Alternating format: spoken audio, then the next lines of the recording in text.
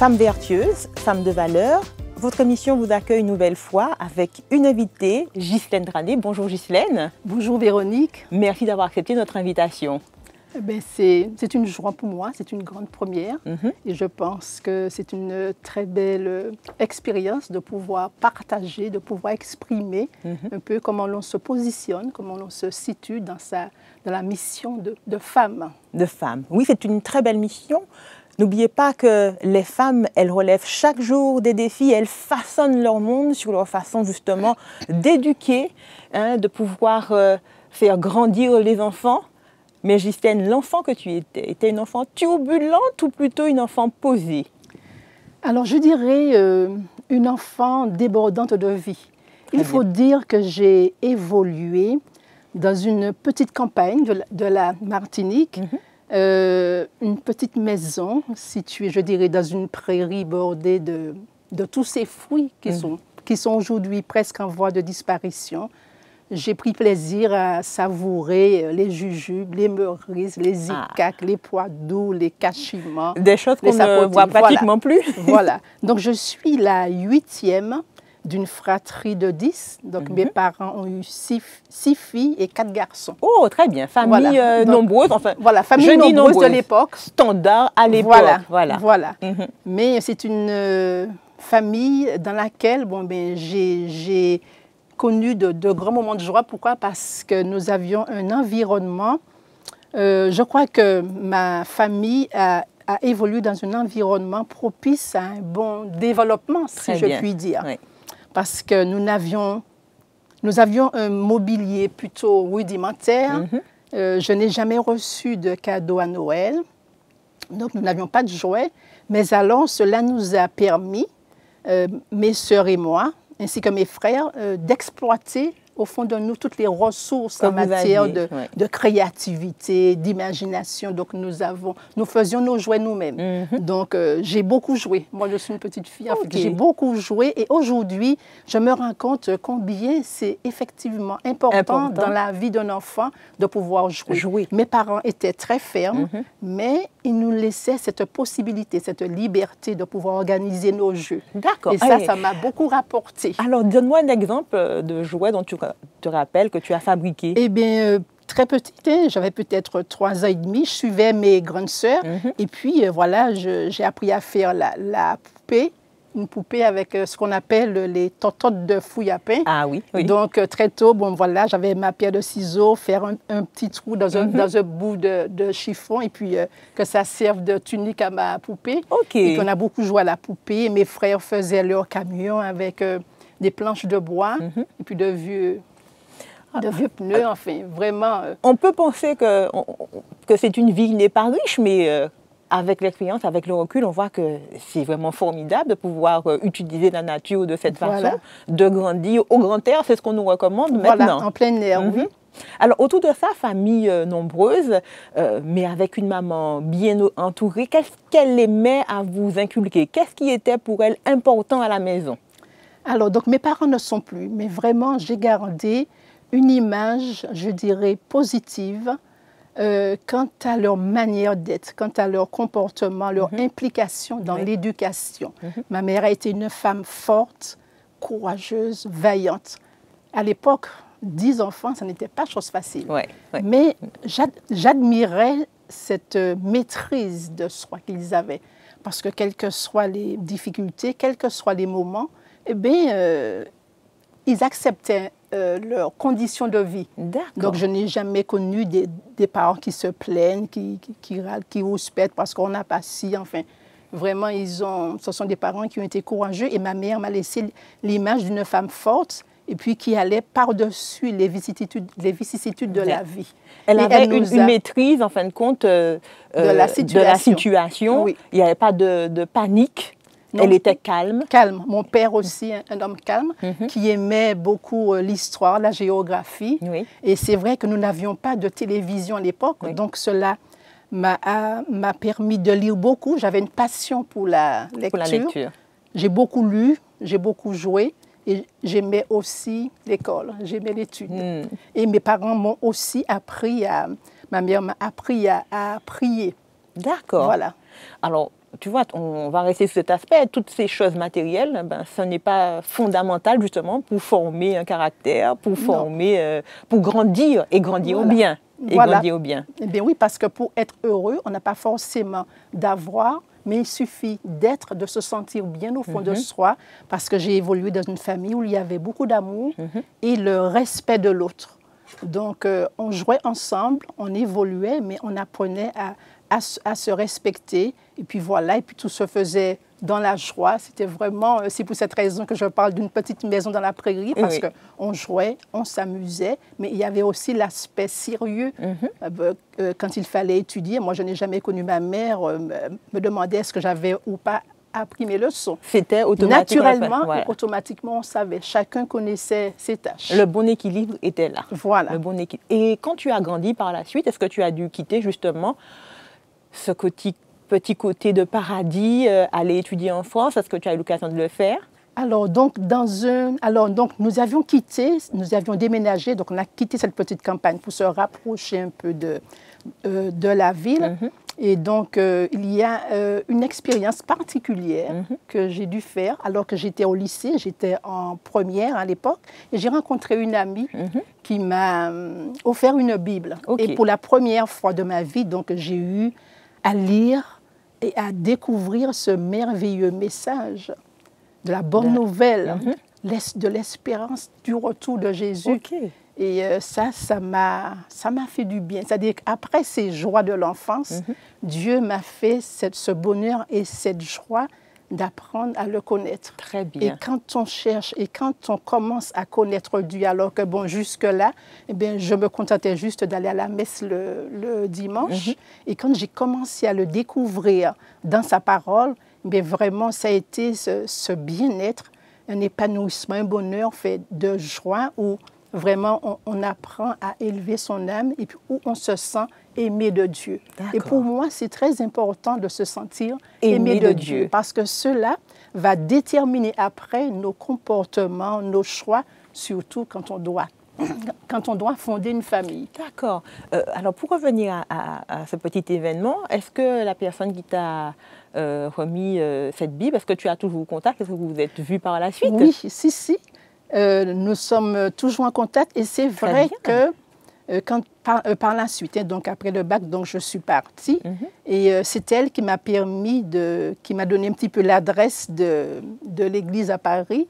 Et donc ça a été encore un redépart pour une nouvelle vie parce que bon, je ne connaissais pas encore l'église et ça m'a plu de me retrouver parmi une belle jeunesse et nous avons vécu vraiment bien entourés et spirituellement nous avons vécu des moments merveilleux, je dirais.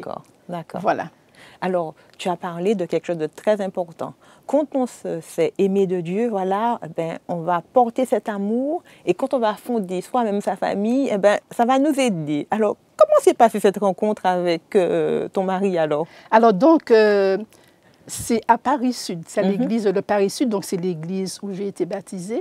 Et quelque temps après avoir été baptisée, eh bien, on s'est rencontrés lors d'une réunion, c'était un mercredi soir. D'accord. Comme ça, bon, ben, j'ai fait sa connaissance, mais je ne pensais pas du tout comment les choses évolueraient par la suite.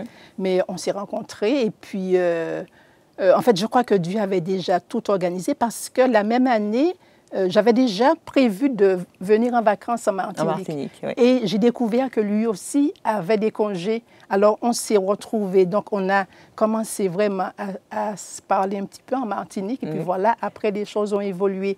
Et quelque temps, nous avons vécu l'expérience de par l'invitation d'une amie.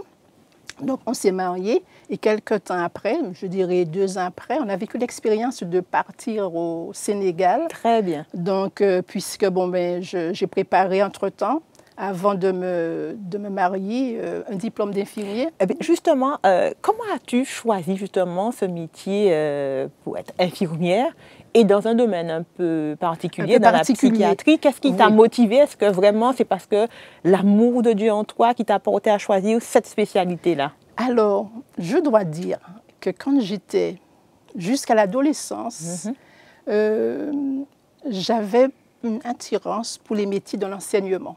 D'accord. Voilà, c'est ce qui m'intéressait.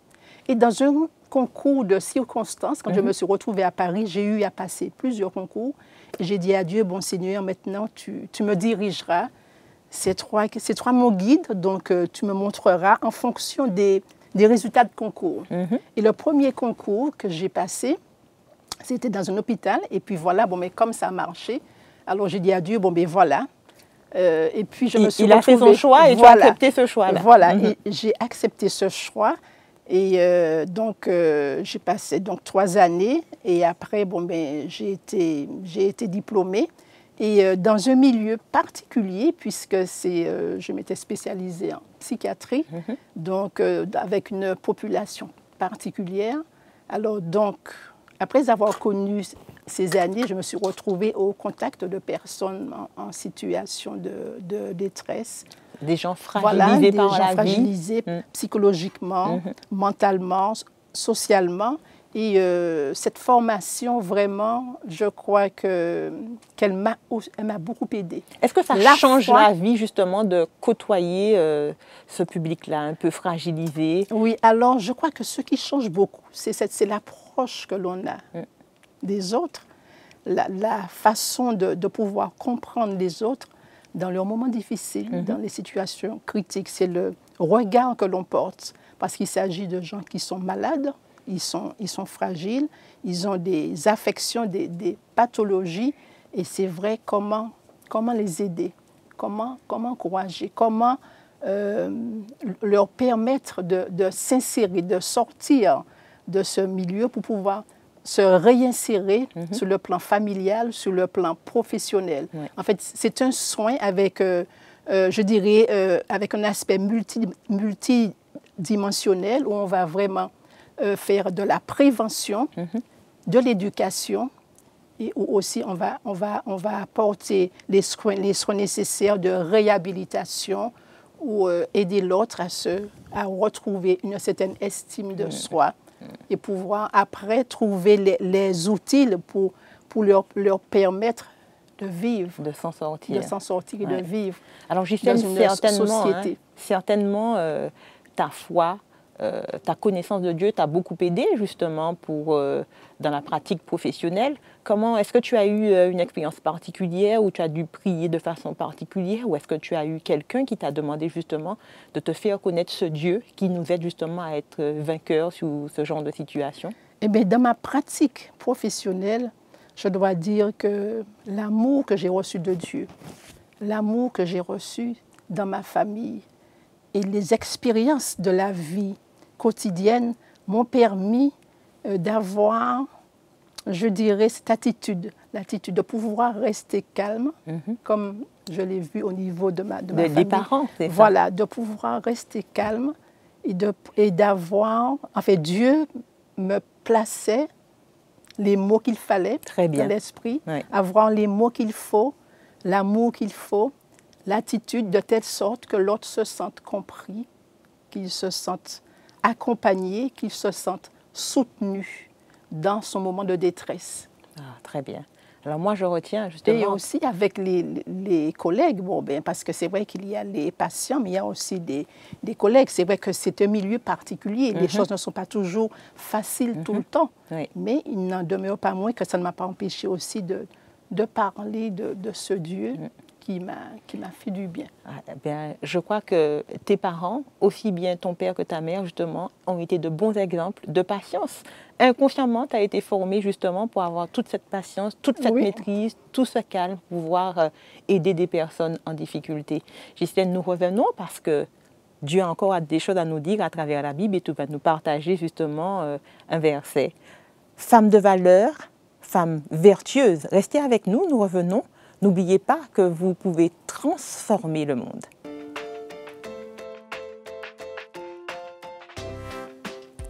Oui, les femmes relèvent de nombreux défis, elles façonnent le monde. Et avec Ghislaine ce matin, elle a façonné le monde non seulement en Martinique, mais elle a été sur les terres africaines. Tu nous as rapidement parlé de cette expérience que vous avez eue, je crois, ton mari et toi, au Sénégal, hein, si je ne me trompe. Oui. Alors, en effet, c'est une expérience qui n'a pas été de longue durée, Mais en fin de compte, elle a été courte, mais alors riche en, je dirais, en enseignements reçus. Qu'est-ce qui vous a mené là? Alors, en fait, c'est une amie de mon époux, de Jean-Joseph, qui nous a invités à venir vivre avec elle parce qu'elle était déjà partie. Et elle travaillait au siège de l'ADRA, donc l'ADRA, mais dans la partie médicale. Alors l'ADRA, pour résumer un petit peu, c'est un petit peu l'agence qui s'occupe de toute l'œuvre développement humanitaire. des régions Afrique. Voilà, oui. C'est une œuvre humanitaire. Et donc, nous avons voulu, mon époux et moi, vivre cette expérience. Donc, nous sommes partis. Donc, on a quitté Paris, puis on est partis. Et je me suis retrouvée ainsi dans la dispensation de soins aux populations, particulièrement qui habitent dans les villages éloignés. Et ce qui m'a vraiment frappée, ce sont ces mères, les mères vraiment qui effectuent parfois près de 10 à 15 kilomètres, qui quittent leur village pour venir, pour recevoir une injection. Alors, et puis, ce sont des femmes que j'ai aussi trouvées qui étaient vaillantes, qui étaient courageuses et qui se donnaient. Parce que dans ce pays, bon, mais la femme, elle travaille de 7 heures du matin parfois. Bon, mais elle part dans les rizières jusqu'à 7 heures du soir. Du soir, c'est ça. Oui. Donc, l'envie de vivre, et malgré ces difficultés de la vie, l'envie de vivre est voilà. là. Oui, l'envie de vivre vraiment prédomine sur toutes les autres émotions. Et donc, j'ai eu un contact avec ces populations et ça m'a rapporté en matière de connaissances pratiques, parce qu'il y a la connaissance, il y a la théorie en matière de connaissances pratiques, et puis dans les relations, parce que c'est un pays dont l'islam, c'est 70%, il y a 70% de musulmans, et donc les 30%, il y a en fait, c'est pour les autres confessions chrétiennes, je dirais. Chrétiennes, c'est ça. Voilà, donc c'est ce contact avec ces populations, et puis ça nous a permis aussi de discuter, de partir. Par exemple, dans les églises, le sabbat matin, ça ne se passe pas un peu comme ici, donc les frères et sœurs sont très simples. Donc, quand ils viennent au temple, à l'époque, ils avaient juste un petit sac en plastique pour mettre la Bible cantique, et puis voilà. Mais on a partagé donc l'école du sabbat et le culte. Vraiment, ça se condensait avec juste le thème de l'école du sabbat. Donc, on a beaucoup appris. Et le samedi après-midi, c'était une joie pour nous d'aller ainsi dans les villages avec... nous avons, à l'époque, ce n'était pas les priorités, mais il y avait ce petit... Un petit fascicule, en fait, et puis, on a pu rencontrer des gens avec qui discuter. Alors, mais ils sont musulmans, nous sommes chrétiens, mais ça n'a pas empêché que l'on discute, que l'on partage avec eux. Et c'est vrai que ça a été des moments de joie. Alors justement, quand tu as été en contact avec cette population, des femmes qui sont dans des conditions de vie assez difficiles, après quand la maternité est venue pour toi, quel sentiment tu as eu? Est-ce que tu as été un petit peu effrayée par ça? Est-ce que tu as eu peur? Ou non, tu t'es dit, allez, je me lance? Quand nous nous sommes mariés, nous avions décidé, Jean-Joseph et moi, d'avoir des enfants. En fait, nous avions choisi, c'était un choix. Donc, pour moi, la maternité, ça a été la réalisation d'un désir, d'un rêve, avoir des enfants, et Dieu nous a permis d'en avoir 3. 3. Alors, quand on se retrouve en tant que mère, épouse et femme dans ce contexte, on a besoin de se tourner vers Dieu. Alors, est-ce que tu étais toujours au Sénégal quand tu as eu tes enfants? Non, ou vous étiez déjà revenus? C'est à notre retour. D'accord. À notre retour, donc nous avons quitté le Sénégal, il faut le dire, et nous sommes revenus à la Martinique. D'accord. Et c'est à la Martinique, voilà, que j'ai connu l'expérience de la maternité. Maternité, oui. Voilà. Donc nous avons eu un garçon et 2 filles.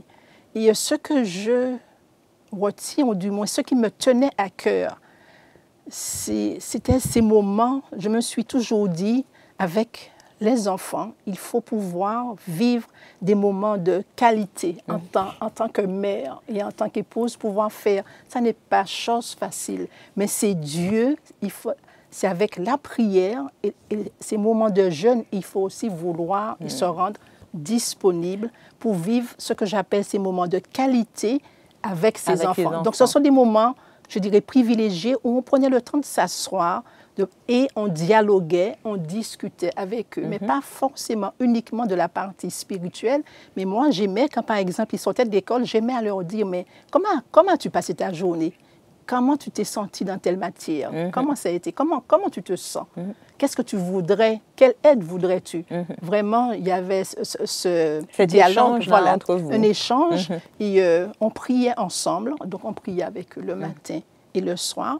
Et on échangeait. Et puis, il y avait bien sûr le programme de l'école du sabbat. Et c'est vrai que dans cette étape de la vie, avec l'époux et les enfants, on a besoin vraiment de s'en remettre vraiment à Dieu. À Dieu. Parce que les enfants, ils ont chacun des traits de caractère. Ils ne sont pas, ils reçoivent le même type d'éducation, mais ils n'ont pas. Voilà, ils sont différents. Il faut pouvoir s'adapter en tant que mère et puis se rappeler, quand par exemple surviennent des moments difficiles, se rappeler comment Dieu nous a fortifiés, comment il nous a conduits. Alors, s'il a fait de belles choses pour nous dans le passé, eh bien, dans le présent, Dieu est encore prêt à nous donner cette force, cette persévérance, ce courage d'avancer.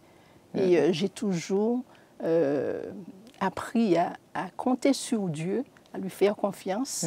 Et j'ai toujours aimé ces moments personnels de jeûne, et de prière. Et ça m'a beaucoup apporté parce que dans ces moments-là, j'ai vu les réponses que Dieu avait. Que tu as. Voilà. Très bien. Alors, dis-moi, est-ce que tu as pu recréer justement cette maison dans la prairie quand toi, tu as constitué ton foyer? Parce que tu as décrit une belle époque. Oui, c'est une belle époque. Est-ce que tu as pu reproduire ça? Alors, ce que j'ai pu reproduire avec mes enfants, ce n'était pas évidemment comme exactement. Voilà, mais nous avions toujours choisi, mon époux et moi, de partir en vacances avec nos enfants. C'est-à-dire l'année scolaire, oui, mais quand c'était les périodes de congé, alors longtemps d'avance, je leur réservais toujours la surprise. Oui. Alors nous organisions, on préparait des vacances, mais on ne leur disait jamais où ça devait se passer. Et c'était toujours la surprise. Et puis ça a été des moments de joie où on partait, on voyageait ensemble ou bien dans une location près de la mer, quelle que soit la forme. Mais c'était important pour moi que nous nous retrouvions hors du domicile pour vivre ensemble des moments de joie. Les moments de qualité ont toute leur importance. Laisser le stress de toute l'année scolaire avec toutes les frustrations, tout ce que cela aurait pu engendrer et puis vivre d'autres émotions, d'autres choses. Alors, tu nous as évoqué justement ces moments de jeûne et de prière. Oui. Alors, dis-nous dans la Bible, où est-ce que tu puises l'énergie, où est-ce que tu puises justement peut-être cet élément, ce petit verset, ce petit texte qui te fortifie, qui te permet encore d'avoir envie d'aimer Dieu et de continuer à grandir? Eh bien, il y a de nombreux versets dans la Bible. Mais en tant que femme, en tant que mère et épouse, il y a ce verset qui est situé dans le livre des Proverbes. C'est le chapitre 31 et le verset 30 qui nous dit ceci. Proverbe 31. 31 et le verset 30. La femme qui craint l'Éternel est celle qui sera louée. Craindre l'Éternel, pas seulement pour soi, mais le transmettre aussi à ceux qui nous entourent, pour sa famille. Craindre pour soi, craindre pour sa famille. C'est-à-dire le respect de l'Éternel et cette disposition à se soumettre à Dieu, à se soumettre à Dieu afin qu'il donne les outils nécessaires pour persévérer. Parce que dans un contexte de conflit cosmique, rien n'est parfait. Mais chaque jour, moi je me dis en tant que femme, chaque jour, il y a la crainte de l'Éternel dans cet esprit d'adoration, de soumission, mais aussi dans l'action. Accepter que Dieu ait placé en moi, en tant que mère, en tant qu'épouse, les atouts nécessaires, le potentiel, et que je puisse y puiser chaque jour, rechercher, voilà, innover. Qu'est-ce que je peux encore faire? Seigneur, montre-moi, dirige-moi, donne-moi des idées. Voilà, qu'est-ce que je peux encore faire pour améliorer mon existant, mais aussi l'existant de ma famille. Et Ghislaine, tu peux dire que ça marche Oui, avec Dieu. Tu ça l'as marche. expérimenté, voilà. Oui, ça marche et je crois qu'en tant que femme, Dieu nous a donné une mission spéciale, une mission particulière. Elle est élevée, elle est noble et il faut sans cesse, c'est sans cesse un redépart, un recommencement, mais savoir que nous ne sommes pas seuls, que nous avons notre Créateur et qu'il est prêt chaque jour à nous remplir de sa présence. Et celle-ci, elle est vivifiante parce qu'elle nous donne toujours ce punch, voilà, cette envie de recommencer, même si peut-être, parce que moi je ne parle pas d'échec, même s'il y a parfois quelques frustrations, mais avec Dieu, il y a des modifications, ce dans le but de mieux assurer cette mission. J'aime bien cette phrase. Avec Dieu, il y a des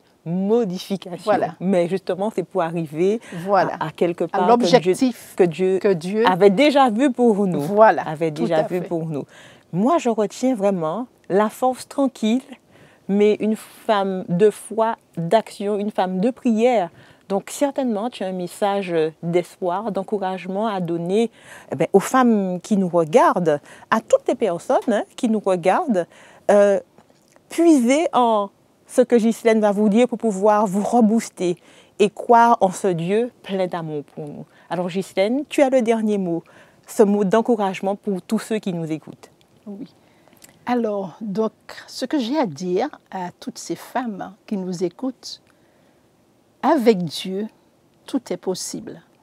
Il y a ce verset aussi que j'apprécie. Je puis tout par celui qui me fortifie. Donc, je peux beaucoup. Je peux moralement, psychologiquement, physiquement, avec mes mains, avec mon imaginaire, avec mon cœur, avec mon témoignage, avec mes expériences, avec ma vie, je peux encore continuer à transmettre avec Dieu à mes côtés.